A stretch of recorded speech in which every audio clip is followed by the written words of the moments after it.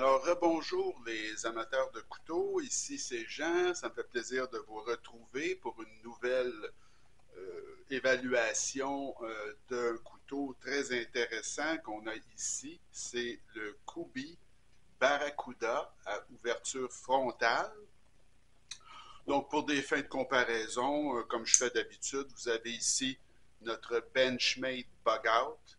Donc, comme vous pouvez voir, c'est vraiment un couteau qui, en termes de longueur, est à peu près identique au Bug Out. Là, c'est vraiment les mêmes dispositions, la même longueur. Peut-être que le Bug Out est un petit peu plus, la lame est plus large, mais au niveau, comme je vous dis, le Bug Out, c'est tellement un couteau qui est mince que finalement, il est peut-être en poche, peut-être un petit peu plus discret que notre Kubi ici, mais ça demeure un couteau exceptionnellement pratique pour le port quotidien. Alors, sans plus attendre, on va passer aux spécifications de notre Kubi Barracuda. Alors, c'est un couteau de 7,4 pouces ou 18,8 cm, 3,38 pouces de lame ou 8,6 cm. Le poids est exceptionnel, c'est 2,82 onces ou 80 grammes. L'acier, c'est du CPM S30V. Le style de lame, alors ça, c'est un petit peu moins fréquent. Comme vous pouvez voir, c'est une lame de type Wharncliffe. Alors, c'est un peu particulier. Moi, j'aime bien, ça fait changement. C'est une lame qui est très pratique. L'ouverture, alors comme je vous ai dit, c'est une ouverture frontale.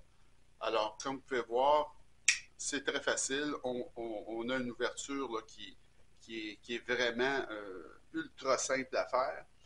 Le type de verrouillage, alors c'est un verrouillage de doublure. J'avais commencé à vous parler de ça dans la dernière vidéo, qu'à mon avis, pour une ouverture frontale, le meilleur mécanisme de verrouillage est un verrouillage de doublure.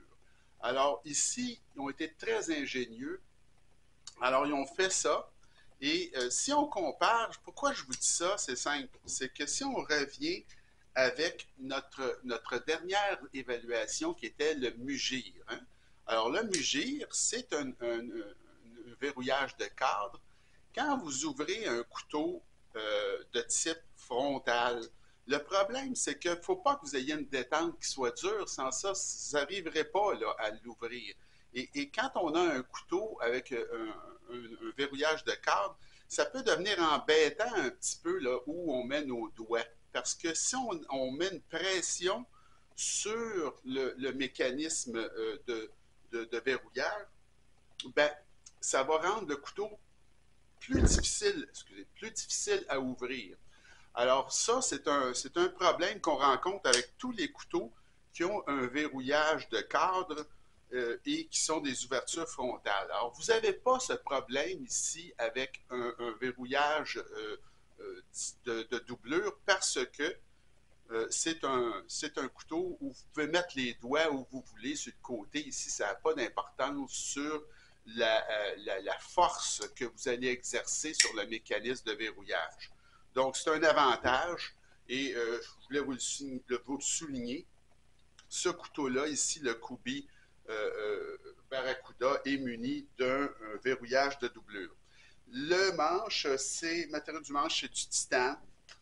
C'est très joli, c'est un titane où vous avez des petits accents de couleur, vous avez certains motifs dans le manche. Alors, c'est vraiment un couteau qui est très, très bien travaillé. C'est intéressant. Et vous avez un roulement à billes à l'intérieur de ce couteau-là. L'épaisseur de lame, c'est 0,12 pouces ou 3,1 mm. Vous avez un clip en titane, mais qui est non réversible, tip-up. Et vous avez une épaisseur de manche qui est 0,47 pouces ou 11,9 mm et une largeur fermée qui est de 1,08 pouces ou 27,6 mm. Ce couteau-là est fait en Chine et c'est un couteau que j'ai payé 220 $ il y a 8 mois. Ils se vend aujourd'hui le même prix. Alors, le prix n'a pas changé. Alors, c'était pour les spécifications de notre Kubi Barracuda. Maintenant, si on passe à l'évaluation, ben, c'est toujours la même chose. 9 et plus, c'est exceptionnel. 8 à 9, excellent. 7 à 8, un bon achat. 5 à 7, moyen. Puis moins de 5, ben, on n'en parle même pas. On ne peut pas les voir. Le design, comme je vous ai dit, c'est un design d'une compagnie ou d'un individu qui s'appelle M. Parsons, qui opère la compagnie Parsons Blade Works. Ça, c'est aux États-Unis. Et l'assemblage est fait par Kubi. Donc, Parsons Blade Works, d'habitude, c'est un fabricant de pièces. Alors, ils ont quand même certains modèles, comme celui-là. Il y en a un autre aussi que je suis en voie de peut-être acquérir chez Kubi, qui s'appelle le Pike, qui est exceptionnel. Donc, c'est un excellent design. Je trouve ça très joli. C'est original, distinctif. Il y a beaucoup de travail, comme je vous dis, sur ce couteau-là. Regardez seulement la qualité de l'espaceur arrière. Là, c'est quelque chose. C'est en titane. C'est vraiment très, très bien fait. Donc, j'ai mis un 9.5 sur 10 pour le design, qui est vraiment, à mon avis, très beau. Le matériel, les matériaux, c'est l'acier S30V, c'est sans reproche. Hein, c'est un acier à peu près du même calibre que S35VN, excusez. Le roulement est à billes, le clip en titane, le manche qui est en titane, ainsi que la quincaillerie. Donc, c'est vraiment excellent.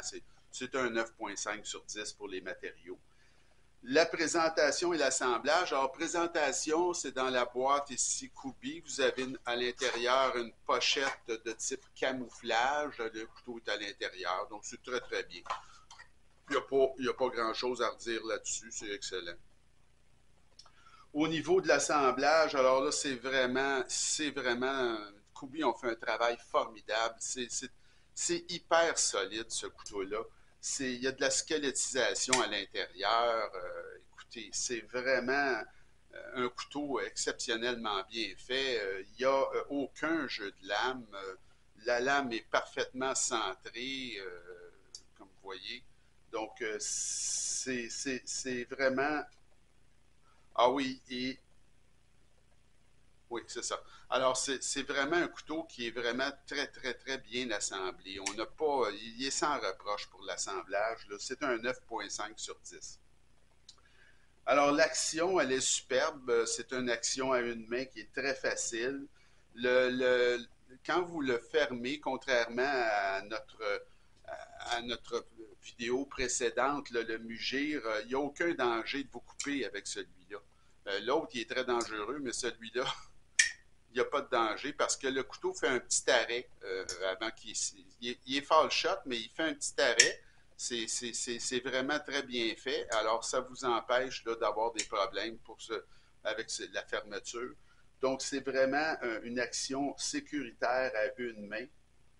L'accès également au mécanisme de déverrouillage a été extrêmement bien pensé. Vous voyez, ils ont fait là, un petit découpage de ce côté-là qui vous assure d'avoir accès très facilement au mécanisme de déverrouillage. Ça, c'est un grand avantage. C'est très, très bien fait. Donc, l'action, là, écoutez, c'est tellement à la perfection, j'ai mis un 10. 10 sur 10. Alors, le poids également, c'est exceptionnel comme poids. C'est un poids plume. Écoutez, juste en haut de 2 onces. C'est vraiment le couteau EDC là, de port quotidien parfait. Donc, le poids, écoutez, c'est 10 sur 10. Il n'y a rien à redire là-dessus.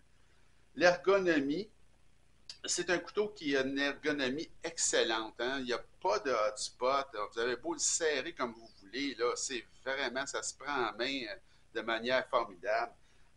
Vous avez ici de la dentelure sur le dessus. Le manche est extrêmement confortable. La taille est idéale, surtout pour un port quotidien. Écoutez, moi, pour ce qui est de l'ergonomie, j'ai rarement vu mieux que ce couteau-là. Donc, c'est un 9.5 sur 10 pour l'ergonomie. L'aspect général, moi, je trouve ça super joli, ce couteau-là. La forme de l'arme, elle est très pratique. Warncliffe, c'est moins, disons, utilisé qu'un drop point ou même un clip point, mais C'est une lame que vous allez apprécier énormément, là. C'est très, très bon. Et le look est accrocheur de ce couteau-là. Il y a une intégration aussi du trou de lanière. Je veux vous montrer ça. C'est vraiment là, un exemple pour l'industrie. Le backspacer ou l'espaceur arrière de toute beauté, ils ont fait ici une petite ouverture pour le trou de lanière. Comme je dis toujours, si vous êtes comme 95% de la population qui jamais se servira de ça, alors au moins, là, vous ne le voyez pas. Ça ne vient pas gâcher l'esthétique de votre couteau. Ça nuit absolument à rien de la manière que c'est fait. C'est vraiment un exemple d'intégration parfaite d'un trou de lanière. Il vous en offre un, mais il ne viendra pas vous défigurer votre couteau là, si vous n'en servez pas comme la majorité du monde. Les touches de couleur aussi, c'est très réussi. Vous avez une petite touche de couleur de ce côté-ci. De l'autre côté, au niveau du clip, la même chose au pivot.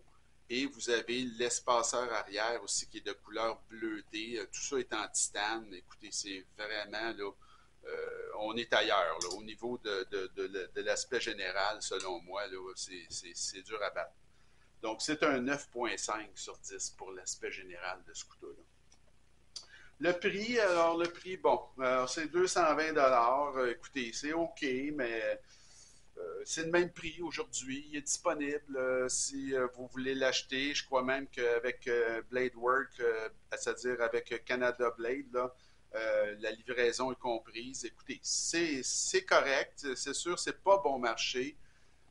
J'ai mis un 8 sur 10 pour le prix. La valeur, ben, elle est très bonne. Hein? On paie, c'est un peu cher, mais qu'est-ce que vous voulez, la qualité, il faut payer. Et bon, j'ai mis un 8,5 sur 10 pour la valeur. Ça nous donne une note globale de 9,3. Écoutez, c'est un exceptionnel, ce couteau-là. C'est un des meilleurs couteaux à ouverture frontale de ma collection, là. Il y a un travail exceptionnel qui a été fait par Kubi et Parson Blade Work qui ont vraiment dessiné ce couteau-là. Comme je vous disais au début, normalement, Parson Blade Work, ce que j'en ai vu sur Internet, c'est un fabricant de pièces, notamment de manches. Si vous voulez un manche de, comme on dit, un second market, vous voulez changer le manche sur un Benchmade Bug Out, par exemple, qui est atrocement laid, ben, à ce moment-là, vous allez sur le site de Parsons et ils vont vous vendre là, un manche en titane. C'est pas donné, mais ils ont fait certains couteaux où ils ont dessiné l'ensemble du couteau. Et ça, c'en est un. Et vraiment, là, c'est une grande, grande réussite. Moi, je vous recommande très fortement ce couteau-là, évidemment, si le style vous convient. Ce n'est pas un style classique ordinaire, mais si le style vous convient et que c'est dans vos prix, écoutez, je vous le recommande très fortement parce que il s'agit d'un couteau certifié Jean G. Alors, sur ce dernier mot, je vais vous montrer maintenant le couteau pour la prochaine vidéo. C'est un couteau, c'est le dernier de notre trilogie de couteaux à ouverture frontale. Alors, c'est un couteau de la compagnie Artisan Cutlery. Ça s'appelle un Tylos. C'est ça? Oui, c'est bien ça. J'avais oublié le nom. Alors, c'est un couteau d'un designer que j'aime beaucoup qui s'appelle Dylan Mallory. Euh, oui, c'est ça. Et c'est le Tylos. Alors, c'est un très, très joli couteau qui est en fibre de carbone véritable avec un traversin en titane. Et c'est un couteau qui est dans les mêmes grandeurs, encore une fois, que notre Kubi ou le concept Mugir également. Donc, c'est un très, très beau couteau. Et je vous présente ça dans la prochaine vidéo. Et si ça vous a plu, tout ça, ben écoutez, continuez à vous abonner en grand nombre. C'est très apprécié. J'espère que vous allez poursuivre dans cette voie. Et si vous voulez m'écrire, y a pas, vous vous gênez pas. Je vous réponds dans les meilleurs délais, au meilleur de mes connaissances. Donc, vous m'écrivez et je suis toujours bien content d'avoir de vos nouvelles. Alors, il me reste à vous souhaiter une bonne fin de journée et on se retrouve très bientôt. Bonjour.